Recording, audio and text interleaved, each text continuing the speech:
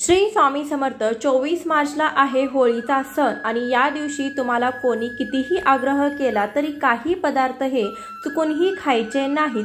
जर तुम्ही हे पदार्थ खाल्ले तर तुमच्या घरामध्ये बाधा येऊ शकते, नकारात्मकता वाढू शकते, इडापिडा येईल। यामुळे आपल्याला या गोष्टींची काळजी घ्यायची आहे। आपण नेहमी सण साजरे करत असतो आणि प्रत्येक सणाला धार्मिक असं महत्त्व असतं, त्याचप्रमाणे शास्त्रीय महत्त्व देखील असतं। होळी हा जो सण आहे तर तो मनुष्याला आपल्या मनातील वाईट विचारांना होळीप्रमाणे आगीत जाळून राख करावी याचं आपल्याला आपलं मन सुद्धा निर्मळ करायचं असतं। होळीचा जो सण आहे तो वसंत ऋतूच्या मध्ये आणि मराठी वर्षाच्या अखेरीस फाल्गुन महिन्यामध्ये येणारा हा सण आहे। तर असत्यावर सत्याचा विजय, वाईटावर चांगल्याचा विजय, तर हे या सणाचं प्रतीक मानलं जातं। या दिवशी सर्व लोक वादविवाद, द्वेष, राग विसरून जातात आणि होळी दहन करण्यासाठी एकत्र येत असतात। हा जो सण आहे तर तो आपल्याला सत्य मार्गाने चालण्याचा संदेश देत असतो। परंतु सर्वच लोक आपल्याबद्दल चांगला विचार करत असतात असं नाही। काही पदार्थ आहेत, हे पदार्थ या दिवशी आपल्याला चुकूनही खायचे नाहीत। पौराणिक आख्यायिकेनुसार हिरण्यकशिपू स्वतःला देव समजत होता।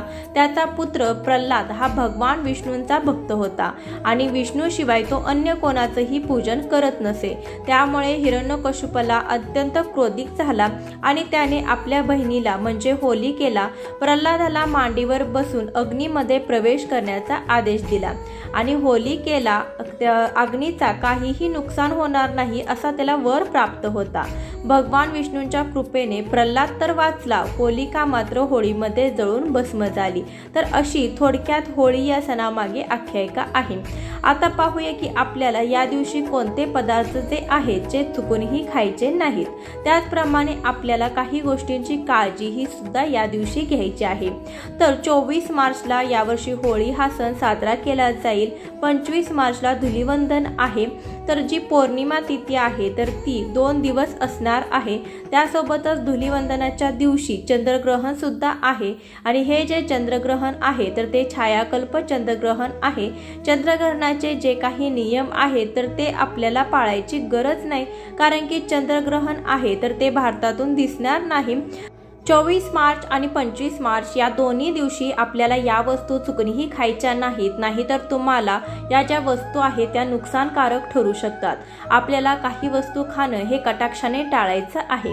वर्षातील असे काही दिवस असतात जसं की पौर्णिमा, अमावस्या अशा काही तिथी असतात। या दिवशी तंत्र, मंत्र किंवा सिद्धी प्राप्त करण्यासाठी हे दिवस हे अतिशय प्रभावी असतात आणि हे जे दिवस आहेत तर या दिवसांपैकीच एक दिवस म्हणजे होळी। होळीची रात्र जी आहे तर ती सिद्धीची रात्र मानली जाते आणि या दिवशी जर कोणी काही बाधा केल्या तर या 1000 पटीने जास्त कार्यशील असतात। आपल्या आयुष्यामध्ये बरीचशी अशी लोक असतात की जी आपल्या वाईटावर असतात, त्यांना आपलं चांगलं भगवत नाही। काही लोक तोंडावर तर आपल्याशी खूप गोड बोलतात, परंतु ते आपल्या माघारी मात्र आपल्या सतत आपलं वाईट चिंतत असतात। आपलं वाईट कसं होईल तर हेच ते बघत असतात आणि यामध्ये अगदी जवळची लोक सुद्धा असू शकतात। आपल्या फ्रेंड सर्कलमधील एखादी व्यक्ती किंवा नातेवाईकामध्ये एखादी व्यक्ती किंवा अगदी आपल्या घराच्या आसपासची एखादी व्यक्ती सुद्धा असू शकते। त्यामुळे आपल्याला काही गोष्टी ज्या आहेत तर त्या होळीच्या दिवशी, धुलिवंदनाच्या दिवशी खायच्या नाहीत। आता त्यापैकी पहिली आहे जी गोष्ट ती म्हणजे पांढऱ्या वस्तू।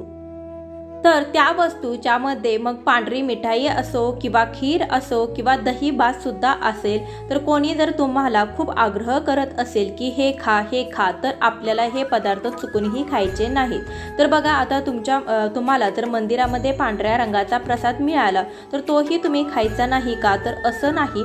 आपल्याला कळतं की मंदिरामध्ये आपल्यावरती अशा गोष्टी कोणीही करणार नाही, त्यामुळे मंदिरामधला जो प्रसाद असणार आहे तर तो सात्विक असणार आहे आणि तो तुम्ही खाऊ शकता। परंतु जिथे आपल्याला शंका आहे, ज्या व्यक्तीवरती आपल्याला डाऊट आहे की समोरच्या व्यक्तीच्या बॉडी लँग्वेजवरून हावभावावरून आपल्याला कळत असतं की ही व्यक्ती आपल्यासोबत काहीतरी वाईट करणार आहे। तर अशा वेळेला आपल्याला या वस्तू खाणं टाळायचं आहे। तर अगोदर सांगितल्याप्रमाणे पांढरी मिठाई असेल, दही भात असेल, खीर असेल किंवा इतर ज्या पांढऱ्या वस्तू आहेत तर या वस्तू आपल्याला खायचं टाळायचं आहे।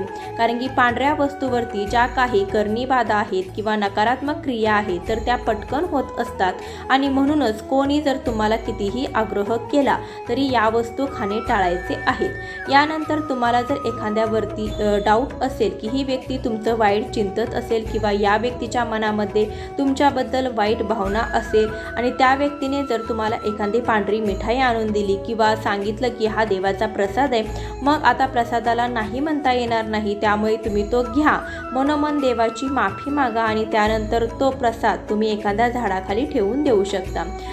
जे काही पक्षी येतील तर ते पक्षी हे पदार्थ खातील। त्यानंतरचा पदार्थ आहे तो म्हणजे चहा, कॉफी।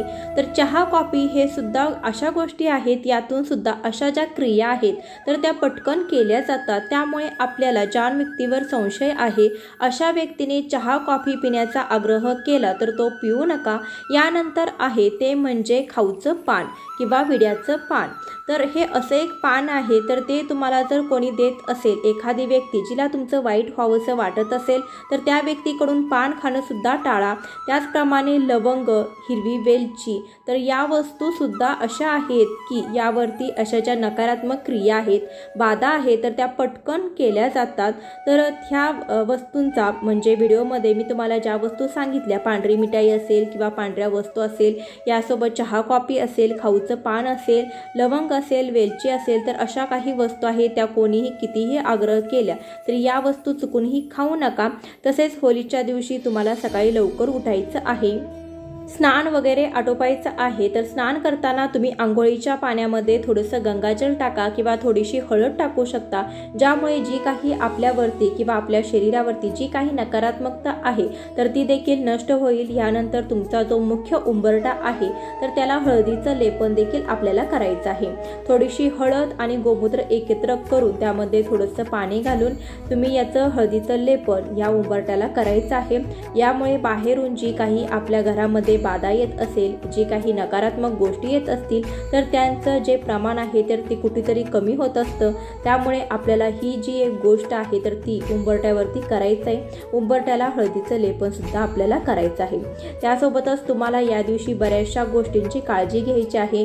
जे काही नियम आहेत जसे की तुम्हाला घरामध्ये कलह करायचा नाही, शांतता बाळगायची आहे, वादविवाद करायचे नाही, तर अशा गोष्टी ज्या करायच्या नाहीत, कोणाशी भांडायची नाहीत, कोणाशी खोटे बोलायचं नाही किंवा घरामध्ये मांसाहार करायचा नाही, तर ह्या गोष्टी सुद्धा तुम्हाला या दिवशी पाळायच्या आहेत। तर होळीच्या दिवशी त्यासोबतच त्या वस्तूमार्फत तुमच्यावरती अशा काही क्रिया ज्या आहेत, नकारात्मकता आहे तर त्या केल्या जातात आणि मग आपल्या घरामध्ये यामुळे कलह होत असतो, वादविवाद वाढत असतात, बाहेरची बाधा होत असते आणि घरामध्ये जी काही नकारात्मकता असते तर ती नकारात्मकता येत असते, घरामध्ये दारिद्र्य येत असते, घरामध्ये माता लक्ष्मी स्थिर राहत नाही किंवा आपल्या घराचे जे काही आर्थिक स्थैर्य आहे तर ते बिघडत असतं आणि आपल्या घरामध्ये स्थिरता राहत नाही। आपल्या घरातील कुटुंबातील व्यक्ती आहे तर ते एकमेकांमध्ये त्यांचे मतभेद होतात, कलह होतात। त्यामुळे कोणी कितीही आग्रह केला तरी सुद्धा होळीच्या दिवशी हे काही पदार्थ आहेत तर ते खाणं आपल्याला टाळायचं आहे।